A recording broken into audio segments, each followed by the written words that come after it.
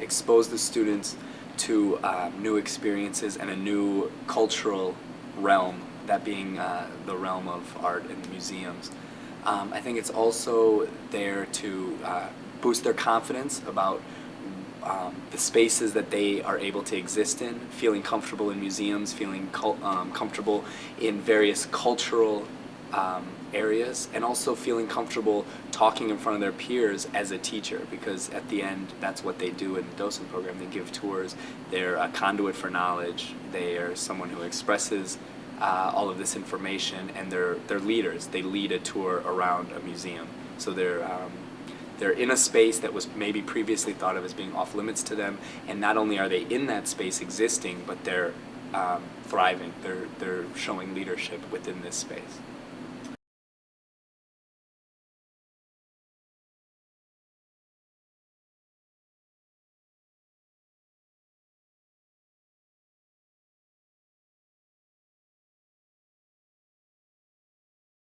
No, I only went to museums when I had to go. Well, what do you mean had to go? Like if it was a trip. I don't get the chance. I don't know where they're located and how to get there. Okay, so Yeah, I do. you do what? Which ones? I go to like the Metropolitan Museum, and there's a museum on 81st Street that I don't know the name of it. Is it the Guggenheim? Yeah, Or that one. Guggen. Once every 6 months. Uh-huh. It's like I don't really have time. I have a lot of stuff to do.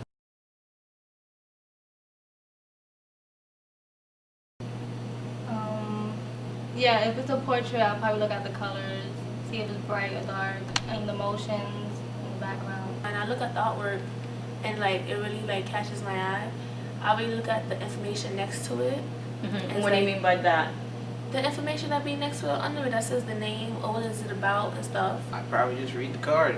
I look at the colors, the shape, like not the shapes in the picture, like the sensor, like how, like the shapes he would use to outline where he wants everything to be at. I look at it and like to try to understand it. I don't know, like I see some details and like to help me out, like, and I put them together, like, I don't know. You just look at it from top to bottom, and you try to see the little things like in the background, and just to, like what's the focus of this picture.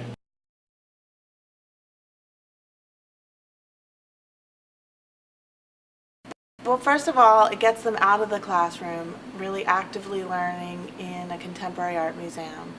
The kids are exposed to contemporary art, and they really learn how to take apart the artwork, interpret it, come up with really sophisticated ways of looking and thinking about the art, and then sharing that with their peers through conversational inquiry.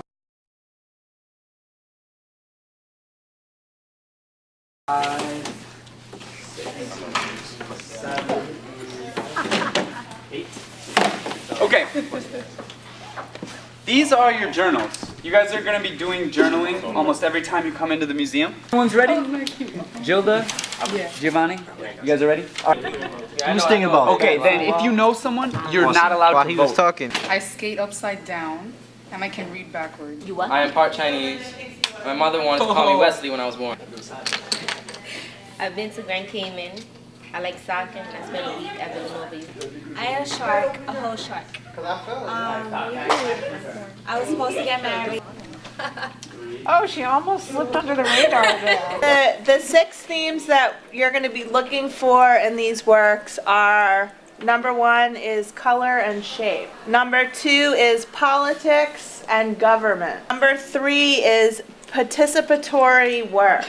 Number 4 is pop culture or popular culture. Number 5 is time and place. And the last one is counterculture. And think about which piece goes with which theme best. Oh yeah, it means fight. About it.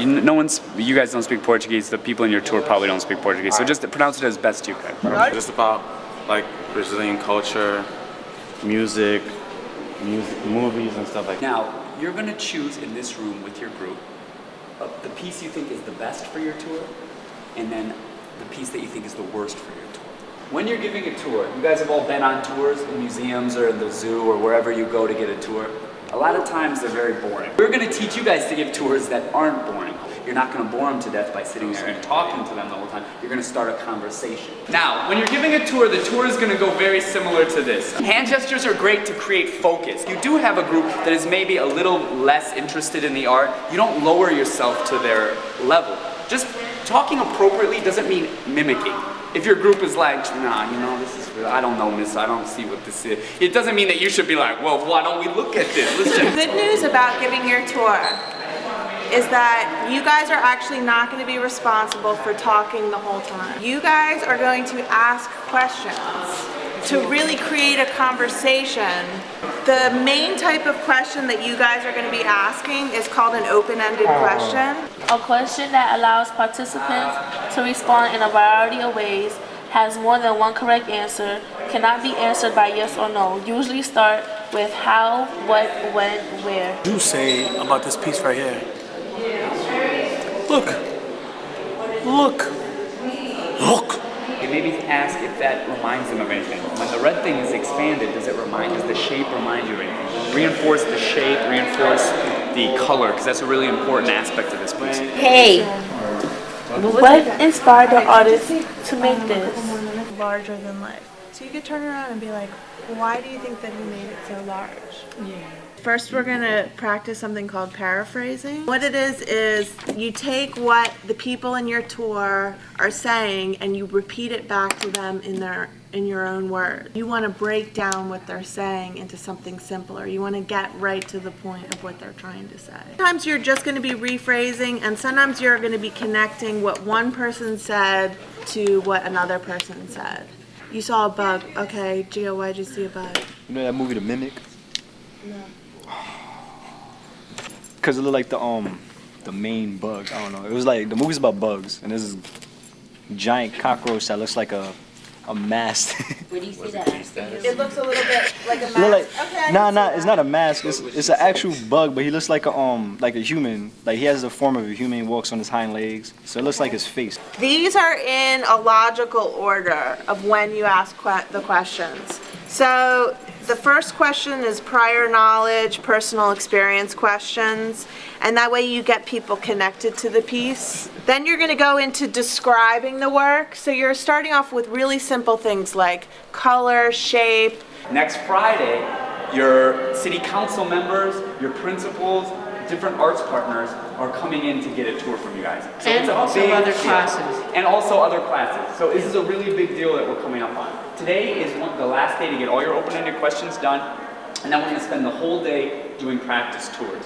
A good tour is when you feel like the people on your tour figure the piece out. You help them figure it out for themselves. The piece has so many different colors, and to her it represents different personalities. Anybody else? Well, this piece was created by a Brazilian artist, and it represents things that were happening in Brazil. So what do you think? If I look at this piece, what do you think was happening in Brazil? My name is Latoya. My name is Alana, and we want to thank you and welcome you for coming to MoMA.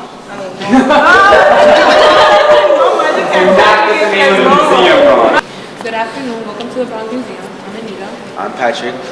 We're going to be giving you a tour of 3 pieces today, but we didn't have time to go over all the others, so we're just going to lead you over to the first piece, and if you have any questions, feel free to ask. You said the word means to fight. Yeah. Well, you know, red, if you think of blood, you mean fight. Maybe that's why you chose red. All right. Calder says it reminds him of the 80s. Does anybody want to add to that? I think the artist did his self-portrait this way. Maybe because that's a portrait, not really of his face, but what's inside his mind and his heart and his body.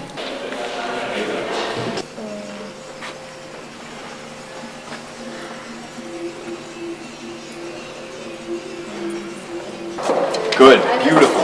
Beautiful. Cool. So you guys are ready to go?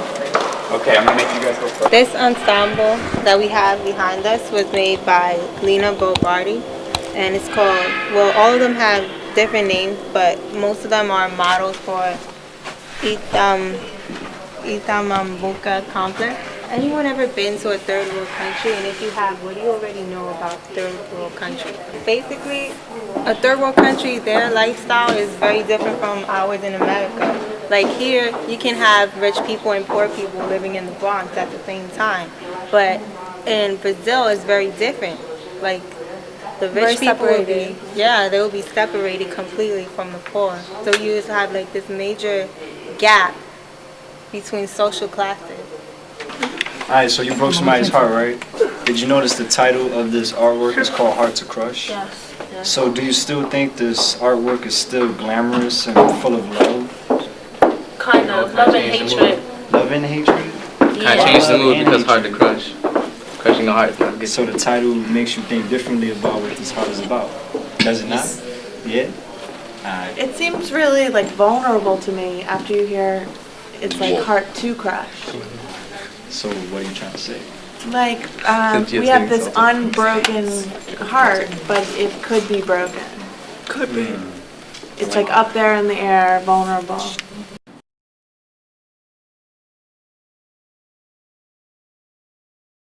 The wonderful part about it is watching the kids throughout the semester really interested in the artwork and interested in the ideas and themes around the artwork, and really probing their peers for different interpretations of the work. So watching that is really rewarding, and watching students really open up throughout the semester, gain confidence in their public speaking skills, gain confidence as well in understanding contemporary art, which isn't always easy. For me, these kids, it's like they're getting this really valuable experience where they're actually learning how to do my job in an art museum, and also learning about the art in the process. And additionally, they learn what a curator is, and what they do. They learn about security. They learn all the ins and outs of how a museum is run. So they're seeing things, you know, from a really like privileged point of view from the inside out. This guy right here actually represents, he's a comedian doing the Tropicalia Ever. That's what this whole museum is right now about. That's the thing, the Tropicalia Ever. And you're right, what you said, but the 2 colors are from the flag. I'm not too sure if anybody's seen the Brazil flag. You have? Yes, yeah, I have. Well, okay. On that Snoop Dogg and Pharrell video. Yellow, it's green. Okay. So why do you think the artist did it in 3 sections instead of just one big piece? 3 different point of views. 3 different point of views. I think because it's like a timeline kind of thing. It didn't just happen in one like time. It took a while, so it's like different steps. So timeline and 3 different point of views. I think the artist just wanted to look around instead of like just focus on one thing.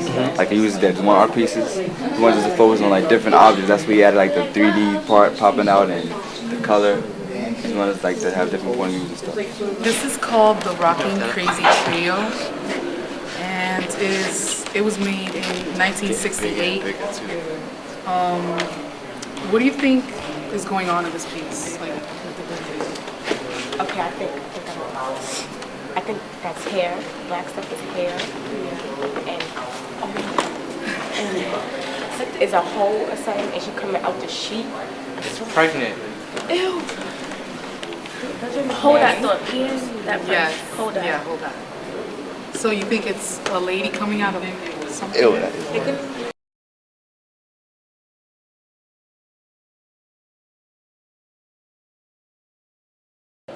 Learning how to give tours to people and like being in other people's shoes, like knowing how they feel. I was like, what am I getting myself into? Because I don't like to talk a lot. I felt self-conscious around people, or I haven't felt, shy. I could make a conversation out of art rather than just looking at it and it. As I keep giving tours to different groups of people, my skills actually upgrade, and I'm actually able to express myself a little bit more, feel comfortable with different people, and it actually does help me keep going.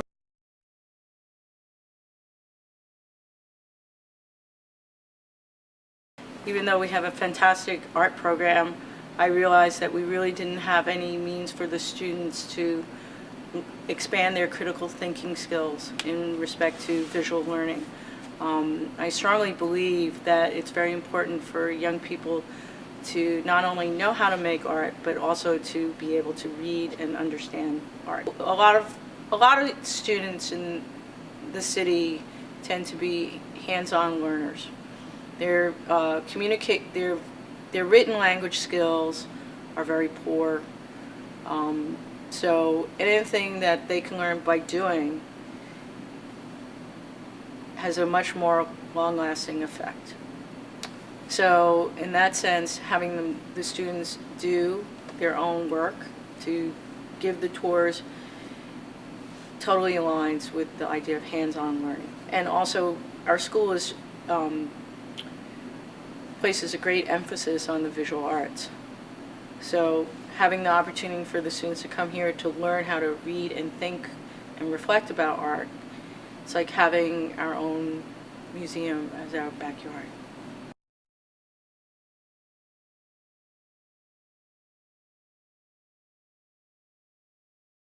It was also really fun for me to watch the students learn how to talk about art, because they made it look so easy that I'm actually more comfortable getting my own students to talk about art after seeing them do it. 2 years ago, I was a teacher who joined part of the docents program at the Bronx Museum. I was assisting teacher there, and it really affected my life in a lot of ways. It was definitely the one day of the week I used to really look forward to was the day that we would go down to the Bronx Museum.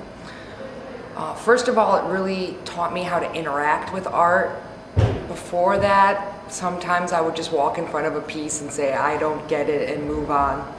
Whereas now I've learned that I can relate, I can find something in every piece of artwork that I see. I can question it.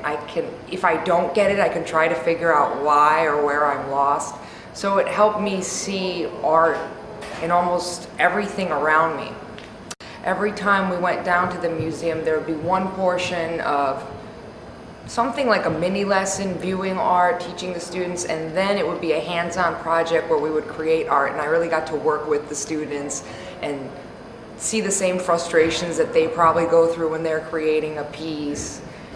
In my first year of teaching, I was a teaching fellow. I taught Spanish, and I entered the Bronx High School for the Visual Arts, not thinking I would teach art, but I was given the opportunity through the docent program to become an assistant teacher and to learn the ropes of talking about art, helping students lead tours, plan exhibitions as part of the docent program.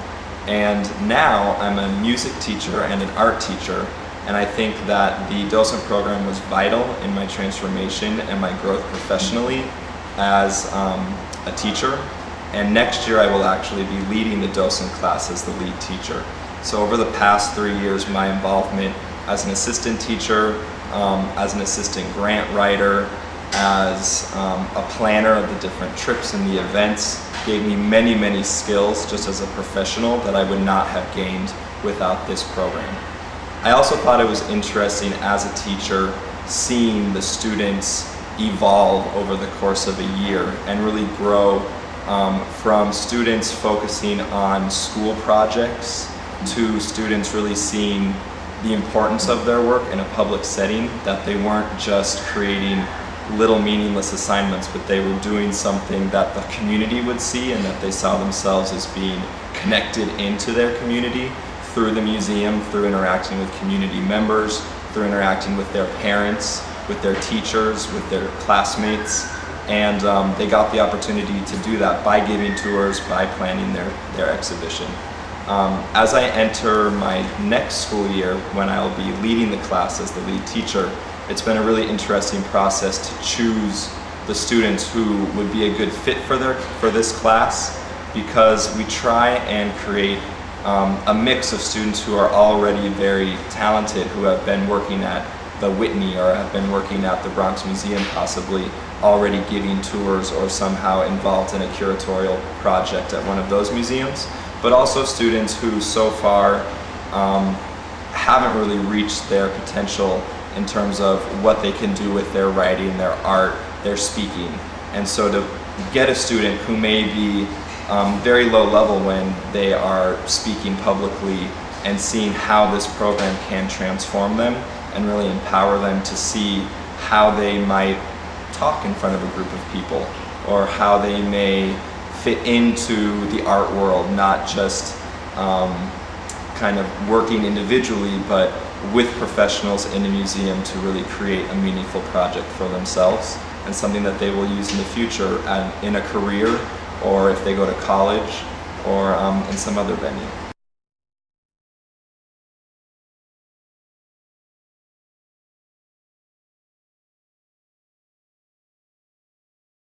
Three ways that the docent program helped me is that now I'm thinking of being a tour guide job and stuff, and now I'm really getting into like programs like Cooper Union,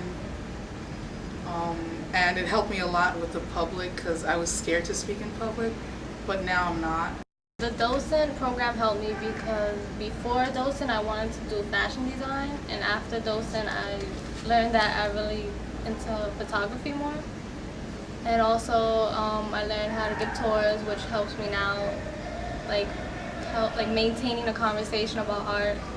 Also I had photography class, and my teacher was impressed because I took docent classes, and she wanted me to explain to the whole class how to curate a show and what it is to be a docent, so that also helped me. Where was the program? The program I took was in MoMA, photography classes. The docent program helped me with my confidence because I had to give tours, and maybe like it teach me ways to speak to people. Like before I was kind of antisocial, and now I know how to like speak to people more open. It also helped me with like my artwork. I looked at other people's artwork and compared it to my own, and it kind of made me want to get better. And it also taught me how to judge artwork. It's opening a whole bunch of new opportunities. In the docent program, my section of the group was selected to design the brochure and the invitation for one of the shows, and it taught me how to deal with what people want in a brochure and in an interview, in a invitation and things like that. It got me really interested into illustration, and illustration is basically what I want to do now.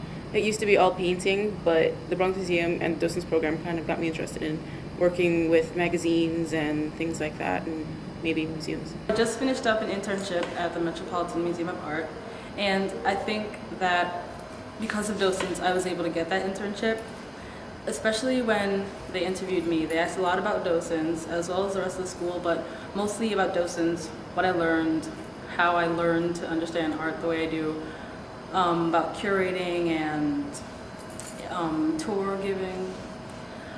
And I think that doing docents looks really good on your college application, especially if you're applying to an art school, because they want to know that you can paint and draw and animate and all that, but also they want to know that you understand art.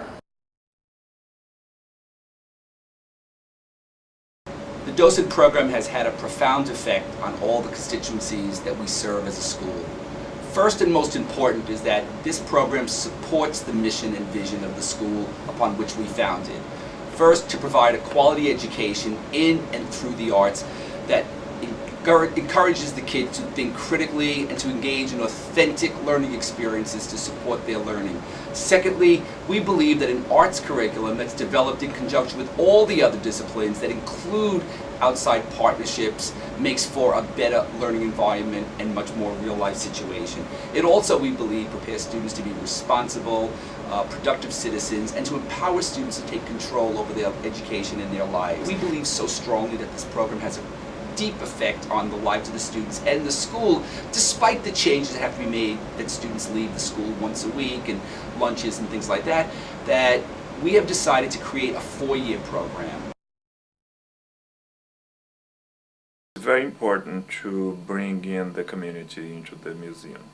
I don't think we can afford to just be that kind of monolithic institution that it's just sort of projecting something to the community. We have to have more of a sort of a dialogue with the community. Working with the teens, especially high school kids, it's a sort of an ideal phase in their development to work with us in this kind of dialogue.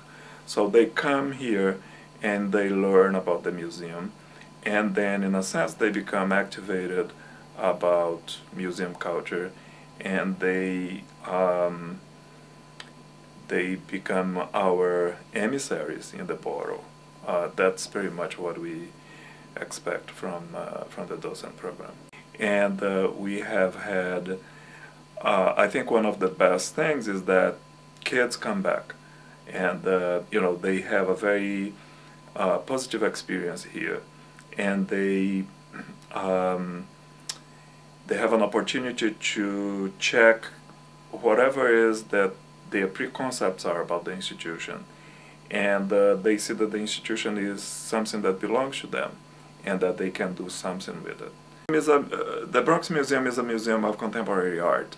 So contemporary art is working in such a new frontier that it's not about the sacred object.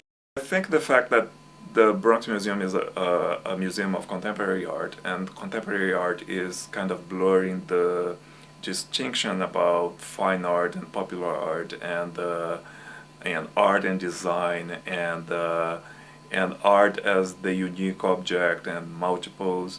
So all these things is opening an opportunity for a much, much richer dialogue. So there is a lot of artwork that if the viewer does not participate, the artwork doesn't happen.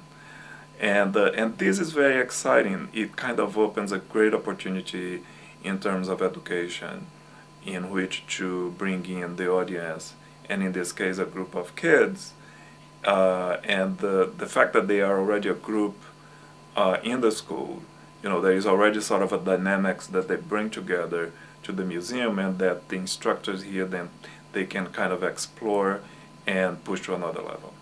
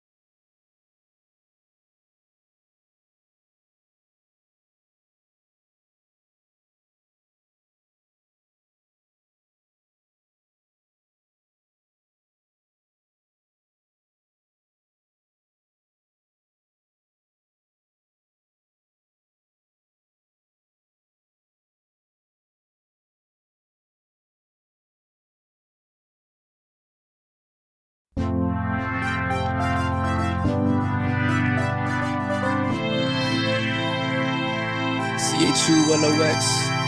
My life always been a rocky boat, but now I'm ready cause this melody got me steady. And I'm always on the road cause this world is always moving, and so I always gotta go. So many tests being given, but it's a blessing to be living. So I thank God, but forgive me when I'm sinning. I try my hardest to succeed in life, even when I can't breathe in the night. Too nervous, got my heart beating. Even when I'm blinded by the negativity, I'm still seeking for a better way. So I pray, and so I say to God, if He could give me more strength to succeed another day. But it seems all I get are delays. But I can't stop, gotta keep it pushing, gotta keep it moving, gotta keep improving, gotta be above the influence. Got a lot of talent that I gotta manage. Some tell me to quit, but they don't understand it. Gotta succeed, that's my only option. Gotta keep it moving without stopping. Yeah, there's always room for improvement. On the road to success, we moving. Gotta succeed, that's my only option. Gotta keep it moving without stopping. Yeah, there's always room for improvement. On the road to success, we moving. I'm trying to be the best. Road to success. Got a lot of people to impress. I'm so gifted. Feel like my weight is lifted when I spit. So let me spit my latest. Listen, yeah. I'm trying to keep my haters distant. Can't you see my rage is instinct? Going to the top. Yeah, man, I'm ready to rock. On the road, man, I can't be stopped. Can't be dropped. Can't be shot. Can't be topped. Can't be blocked. I'ma work hard, yeah, before I meet Big and Pop. The goal is open for me, man, it can't be locked. I feel like the end is near. I'm trying to defend my peers. At the same time, won't quit. I know my brain lit the spark. Success is like a walk in the park. Gotta succeed, that's my only option. Gotta keep it moving without stopping. Yeah, there's always room for improvement. On the road to success, we moving. Gotta succeed, that's my only option. Gotta keep it moving without stopping. Yeah, there's always room for improvement. On the road to success, we moving.